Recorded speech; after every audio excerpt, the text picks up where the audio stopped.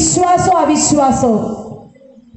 ഇന്നിപ്പോ ക്ഷേത്രങ്ങളിൽ നൂല് കെട്ടുന്നതിന്, പേന പൂജിക്കുന്നതിനെതിരെല്ലാം വല്ലാത്ത കമന്റുകളാണ് നമ്മൾ ഇന്ന് കാണുന്നത് അല്ലേ. ഇപ്പൊ നമ്മൾ പറയേണ്ടത് കമന്റ് എന്ന് തന്നെയാണ് അല്ലേ. ഇന്നത്തെ നമ്മൾ ഫേസ്ബുക്കിലാണെങ്കിലും യൂട്യൂബിലാണെങ്കിലും എന്തിൽ കയറിയാലും ഇതിനെല്ലാം എതിരെ കുറേ വാത്തോരാതെ സംസാരിക്കുന്ന കുറേ മക്കൾ, അതിനെതിരെ അടിയിൽ കുറെ കമന്റുകൾ കാണും അല്ലേ. ശരിയല്ലേ? ഈ നൂലിൽ നിന്നാണ് ഒരു മനുഷ്യന്റെ, സനാതന ധർമ്മവിശ്വാസിയായ ഒരു മനുഷ്യൻ ജനിച്ച് പിറന്ന് വീഴുന്നതും 28ാമത്തെ ദിവസം ആ നൂലാണ് അവൻ അണിയിക്കുന്നത് അല്ലേ. അതിനുശേഷമാണ് വെള്ളി ആയിക്കോട്ടെ സ്വർണ്ണ ആയിക്കോട്ടെ കെട്ടിക്കൊടുക്കുന്നത്.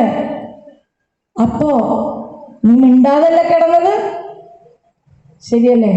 അച്ഛനും അമ്മയും പ്രതികരിക്കാൻ അറിയണ്ടായിരുന്നില്ല. അപ്പൊ ആ അറിവ് പിന്നീട് അവൻ ഓരോ പടി ഈശ്വരനെ തിരിച്ചറിയാനുള്ള അറിവ് ഉണ്ടാക്കി കൊടുക്കേണ്ടത് ആ നൂല് കെട്ടിയ അച്ഛനും അമ്മയും അല്ലെങ്കിൽ അപ്പൂപ്പനമ്മയൊക്കെ തന്നെയാണ്.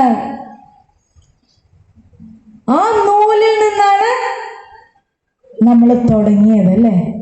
അത് കഴിഞ്ഞാൽ ഒരു 3 വയസ്സ് വരുമ്പോൾ അക്ഷരാഭ്യാസം നമ്മൾ പഠിക്കുന്ന സമയത്ത് ആദ്യം ഈ വിരലിലാണല്ലേ എഴുതിക്കണത്. എന്താ? ആ പേനയ്ക്ക് സമമായിട്ട് നീ വിരലിലാണ് അക്ഷരം എഴുതണത് അല്ലേ. ശരിയല്ലേ? അവിടെ നമ്മൾ പറയാൻ പറ്റുമോ നിന്റെ വിരൽ മാറ്റി വെച്ചിട്ട് നീ ഒന്ന് എഴുതാൻ പറയാൻ പറ്റുമോ? അപ്പോ ഈ പേന പൂജിച്ച് തുടങ്ങിയത് എവിടെ നിന്നാണ്? അതിൽ നിന്നാണ്.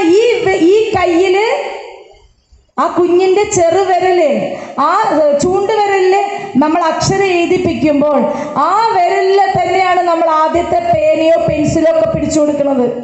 എന്തിനാണ്? ബലമായിട്ട് നിർത്താൻ ചേർത്ത് പിടിച്ചു കൊടുക്കുന്നുണ്ട്, എഴുതാൻ പഠിപ്പിക്കുന്നുണ്ട്. അവിടെ എവിടെ പോയി ആ നമ്മുടെ വിശ്വാസം?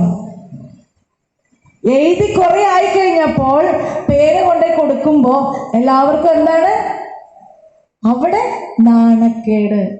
അതാണ് സത്യം. അവിടെ വിശ്വാസത്തിന് വേറൊരു വശം വന്നു അല്ലേ. ശരിയല്ലേ? ഇന്നിപ്പോ നടക്കുന്നത് ഭൂരിപക്ഷം അത് തന്നെയാണ്. മാറ്റാനുള്ള സമയമായി. പറഞ്ഞു കൊടുക്കണം. ഇങ്ങനെയുള്ളവരുടെ അടുത്ത് പറഞ്ഞു കൊടുക്കേണ്ടത്, ഇപ്പോ നമ്മുടെ ഈ സനാതന വേദങ്ങളുണ്ടല്ലോ, ആ വേദങ്ങളെല്ലാം തന്നെ എങ്ങനെ ഉണ്ടായി? ഈ വേദങ്ങൾ ഉണ്ടായി എന്ന് പറയപ്പെടുന്നതെല്ലാം സത്യമല്ലേ? ശരിയല്ലേ? ഈ ഋഷിമാരും ഗുരുക്കന്മാരും സത്യമല്ലേ? അത് സത്യമാണെങ്കിൽ ഇന്ന് കാണുന്നതെല്ലാം തന്നെ സത്യമാണ്.